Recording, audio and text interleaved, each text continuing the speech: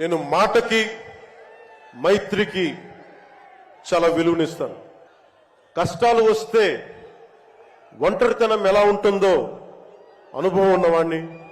తెలుగుదేశం ఆది నాయకులు కొండంత కష్టంతో ఉన్నప్పుడు వారు, వారి కుటుంబం, వారి పార్టీ కార్యకర్తలు, వారి పార్టీ నాయకులు మీరు కొండంత కష్టంలో ఉన్నప్పుడు నేను అర్థం చేసుకున్నవాణ్ణి.